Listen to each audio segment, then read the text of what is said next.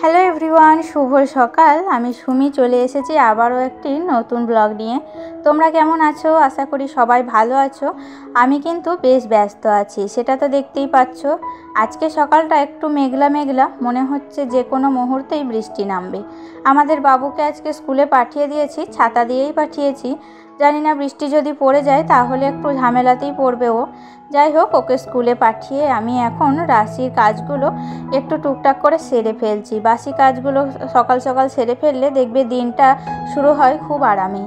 আজকে শুক্রবার আর এখন বাজে সকাল প্রায় 8টা, তাই ভাবলাম এই সুন্দর সকালে তোমাদের নিয়ে শুরু করি আমাদের আজকের ব্লগ। আর আজকের স্পেশাল গেস্ট হলো আমাদের ছোট্ট গোলাপ ফুলটা, যার যত্ন নিচ্ছি কদিন ধরেই। তো চলো শুরু করি আজকের দিনটা একসাথে।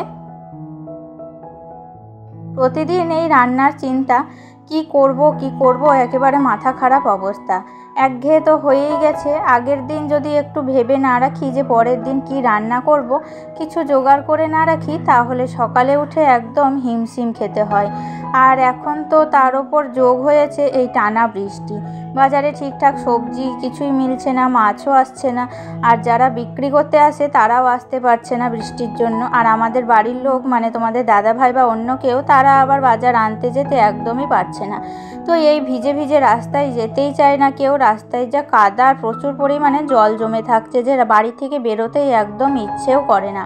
ফলে রান্নার জন্য মাথায় কিছুই ঢুকছে না, কি করব বুঝতে পারছি না। মনে হয় দেখো শুধু তাকিয়েই থাকি আর ভাবতেই থাকি, আর ভাবতে ভাবতেই বেলা শেষ। তো তোমরাই বলো এরকম অবস্থায় কি করা যায়? কোনো আইডিয়া থাকলে অবশ্যই কমেন্টে জানিও। তো যাই হোক, দেখো ভাবতে ভাবতে আর বেলা গেলে তো চলবে না। তো শুধু বৃষ্টি বৃষ্টি আর বৃষ্টি, চারপাশে যেন একটাই শব্দ। এই যে টানা 4-5 দিন ধরে বৃষ্টি পড়ছে, শুরুর দিকে তো বেশ ভালোই লাগছিল, ঠান্ডা হাওয়া, চারপাশ ভিজে গেছে এক ধরনের। তো কিন্তু এখন একেবারে একঘেয়েমি লেগে গেছে। তো আমরা গ্রামেই থাকি, তো বুঝতেই পারছো কি অবস্থা। চারিদিকে শুধু কাদা নোংরা জল, তো কোথাও ভালো করে হাঁটাও যাচ্ছে না, পা ফেললেই পিছলে পড়ার জোগাড়। তো এই বৃষ্টির মধ্যে ঘরের কাজ তো চলছেই, তার উপর বাইরে কিছু আনতে গেলেই বিপদ। এখন তো বাজারে যাওয়াই কষ্টকর হয়ে দাঁড়িয়েছে। তো মাথার ওপর ছাতা, নিচে কাদা, কি আর বলবো, বলারই কিছু নেই আমার। তো যাই হোক, দেখো মনেই হয় না যে এখন আর কিছু বলার ভাষা আছে। শুধু ভাবি যে কবে থামবে এই বৃষ্টি। আর সামনে তো পুজো, তার আগে যদি এইভাবে বৃষ্টি চলতে থাকে তাহলে ঘর বাড়ির কী অবস্থা হবে বলো তো। কেনাকাটি তো দূরেই থাক, বাড়িঘরটাও তো পরিষ্কার করতে হবে। কিন্তু এই বাড়িঘরটা কিভাবে পরিষ্কার করব? বৃষ্টির মধ্যে যদি ঘর দুয়ার রং করি তাহলে তো সব জলে ধোয়া যাবে।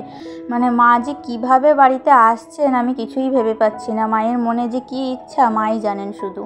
তো যাই হোক, দেখো এর মধ্যে মোটামুটি রান্না বান্না শেষ করে নিলাম। তারপরে একটা সাদা সাপটা ঝোল বানিয়ে নিয়েছি, আর কিছু সিদ্ধ টিদ্ধ বানিয়ে নিলাম। আজকে এই দিয়েই আমাদের দুপুরের খাবারটা চালিয়ে নেব।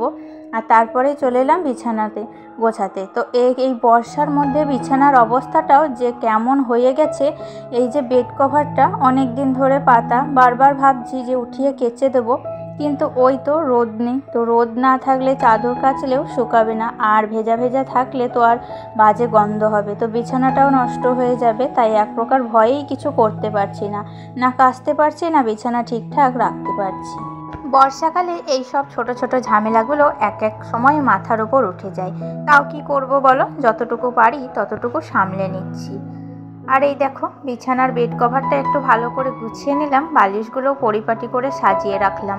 এখন বেশ সুন্দর লাগছে দেখতে, মানে মোটামুটি নিজের মন বোঝানো আর কি। আসলে কি করব, এটুকু ছাড়া এখন করার কোনো উপায় নেই। আর আজকে ভাবলাম ঘরটাকে একটু নতুনভাবে সাজানো যাক। কয়েকটা ছবি পড়েছিল, মানে আগে অন্য জায়গায় রেখেছিলাম সাজিয়ে। আজকে হঠাৎ মনে হলো এগুলো যদি দেওয়ালে টাঙিয়ে দিই তাহলে ঘরটা আরও সুন্দর লাগবে।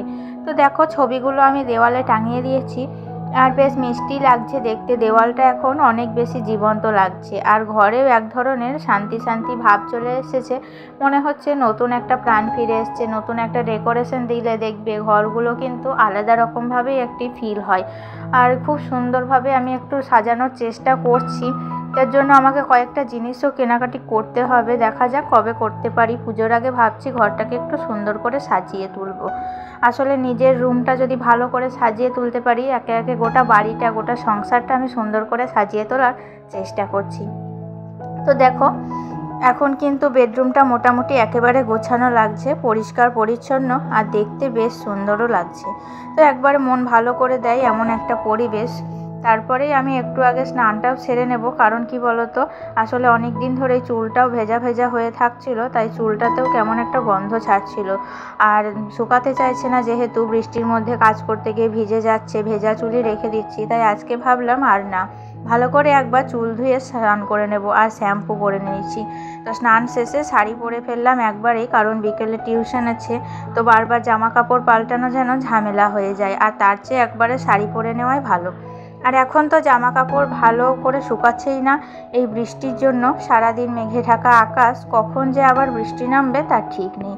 তাই যেগুলো একটু শুকনো ছিল সেগুলো ছাদ থেকে সব নামিয়ে নিয়েছি, আর যেগুলো এখনও ভেজা আছে সেগুলো একটু হাওয়াতে দিয়েছি, যদি আবার বৃষ্টি আসে তখন তাড়াতাড়ি করে তুলে নেব। আর চারদিকে একবার তাকাও, পুরো আকাশ জুড়ে শুধু কালো কালো মেঘ, মনে হচ্ছে এখনই সজোরে বৃষ্টি নামবে। আকাশের অবস্থা দেখে মনে হচ্ছে যেন বৃষ্টি একদম ঝেঁপে নামার অপেক্ষাতেই আছে, আর এমন একটা চাপা ভাব, আর সেই সঙ্গে ভয়ঙ্কর মেঘের গর্জন। তোমাদের তো আমি অরিজিনাল ভয়েস শোনাতে পারছি না, কিন্তু সত্যি বলছি, মানে এমনভাবে মেঘ ডাকছে মনে হচ্ছে যেন এখনই বাজ পড়বে। আর এই বর্ষা সত্যি এবছর একটু বেশিই জ্বালাচ্ছে, মানে শুরুর 4 থেকে 5 দিন তো ভালোই লাগছিল, কিন্তু এখন একঘেয়েমি চূড়ান্ত।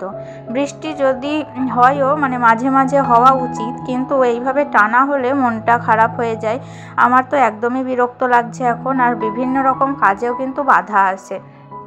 তো তারপরেই দেখো সব কাপড়গুলো ছাদ থেকে তুলে নিয়ে এসেছি, আর সেগুলো এখন একটা একটা করে ভাঁজ করছি, আর ভাঁজ করে ঠিকঠাক মানে আলনার মধ্যে রেখে দেব।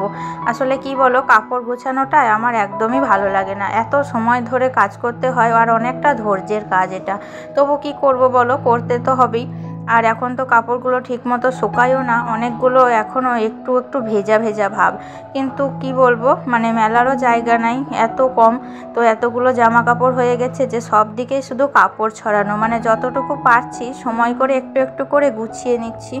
আর এখন চারদিকে একদম ঢিপ ঢিপ করে রাখা, পরিস্থিতি দেখে যেন মাথা ধরে যাচ্ছে, মানে এমন অবস্থায় মনে পড়ে যায় যে কথাই আছে, ঈশ্বর যখন দেন তখন উজাড় করেই দেন। কয়েকদিন আগেও দেখো কি গরম পড়েছিল, রোদের মধ্যে জীবন বেরিয়ে যাচ্ছিল, আর এখন দেখো এমন টানা বৃষ্টি যে মানুষ এখন বৃষ্টিতেই বিরক্ত, মানে কোথাও কোথাও তো বন্যাও হয়ে গিয়েছে। এই বর্ষাটা সত্যি এবছর একেবারে মাত্রা ছাড়িয়ে গেছে। তো যাই হোক বন্ধুরা, দেখো তোমাদের সাথে কথা বলতে বলতে অনেক কিছুই কাজ করে নিলাম, আর এখন দুপুরে খাওয়া দাওয়া করব, মানে বাবু নিচে অপেক্ষাই করছে, মানে ওকে খাইয়ে দেব, তারপরে ওর ব্যাগটা রেডি করে দেব, আর প্রাইভেট মানে টিউশন চলে যাব ওকে নিয়ে, তারপর আস্তে আস্তে আবার বিকেল হয়ে যাবে। তো যাই হোক, দেখো আজকের মতো এখান থেকে বিদায় নিচ্ছি বন্ধুরা। আমার এই ছোট্ট ভিডিওটি যদি ভালো লেগে থাকে তাহলে অবশ্যই তোমরা লাইক, কমেন্ট, শেয়ার সব কিছু করে দিও, আর অবশ্যই আমার পাশে থেকো। তোমাদের সাপোর্ট বারবার করে বলছি আমার খুবই দরকার, তোমরা সাপোর্ট না করলে আমার পক্ষে এগিয়ে যাওয়া কিন্তু একবারই সম্ভব নয়। তাই বলবো অবশ্যই তোমরা সাপোর্ট করো, আর প্লিজ তোমরা আমার এই ভিডিওটি ভালো লেগে থাকলে অবশ্যই একটা লাইক করে দিও। টাটা, দেখা হচ্ছে নেক্সট কোনো নতুন ভিডিওতে, ততক্ষণ তোমরা ভালো থেকো, সুস্থ থেকো।